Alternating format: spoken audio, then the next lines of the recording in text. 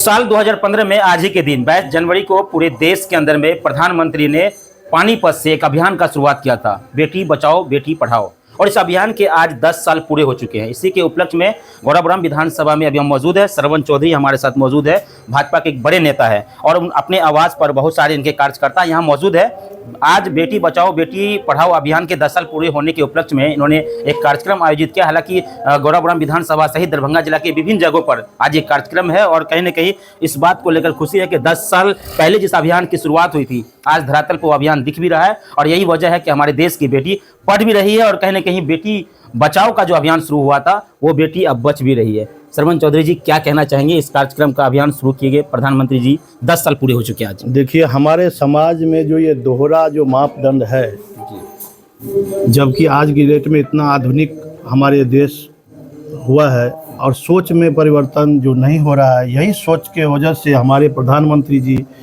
यशस्वी श्री नरेंद्र मोदी जी ने आज ही के दिन में 22 जनवरी 2015 को एक अभियान का शुरुआत किया था सोच बदलने के लिए।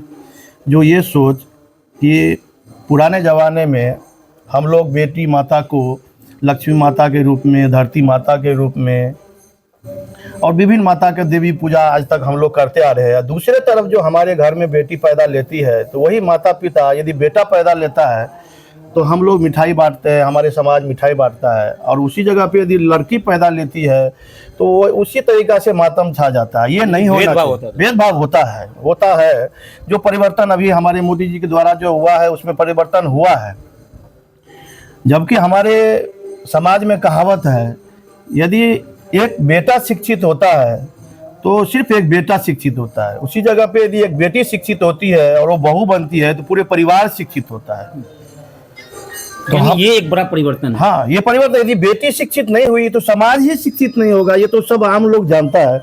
हम लोग को परिवर्तन, हमारे भाव में परिवर्तन होना चाहिए कि बेटी होना चाहिए। यदि बेटी नहीं होगा तो समाज कैसे होगा? बेटा कहाँ से होगा? बेटी नहीं यदि होगी तो बेटा कहाँ से होगा?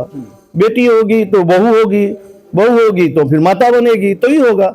तो हम लोग को भेदभाव नहीं करना चाहिए बेटी और बेटा में।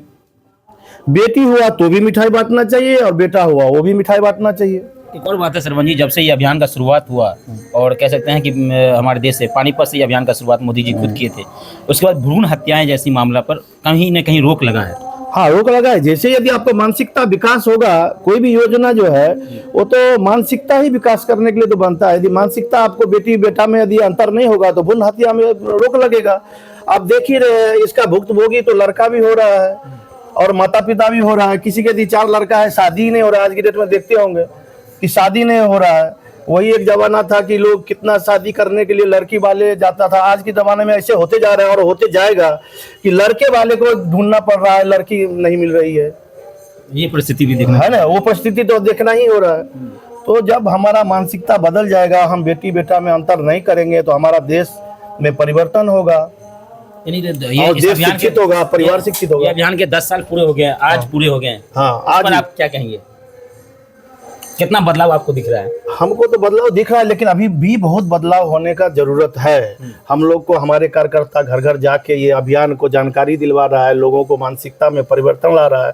और भी जरूरत है। जब तक हम 100%, यदि 100 में 50% लड़की, 51% लड़की ना हो जाए जनसंख्या में और 50% लड़का जब होगा तो मैं समझूंगा कि 100% परिवर्तन हुआ। यानी बेटा और बेटी में कोई भेदभाव नहीं होना चाहिए। बिल्कुल नहीं होना चाहिए।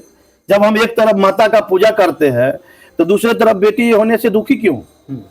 जब हमारे पहले से ही, हमारे पूर्वज से ही हम लोग माता को पूजा करते हैं। आप देखिए, सभी माता ही, अग्नि माता, धरती माता, दुर्गा माता, लक्ष्मी माता, सभी माता को हम लोग पूजा करने के लिए एक तरफ जाते हैं और दूसरे तरफ हम बेटी को जन्म होने पे दुखी मनाते हैं। तो ऐसा, ये तो बिल्कुल बेटी लक्ष्मी का रूप होता है। बेटी लक्ष्मी का ही रूप होती ही है। यदि बेटी नहीं हुई तो आपको प्यार भी नहीं मिलेगा। कोई भी बाप को आप देखेंगे, सबके घर घर में जो भी बाप है वो बेटी तो होता ही है। एक बात मैं सीधा बताता हूँ, बेटा यदि होता है तो भाग्य से होता है और बेटी होती है तो सौभाग्य से होती है।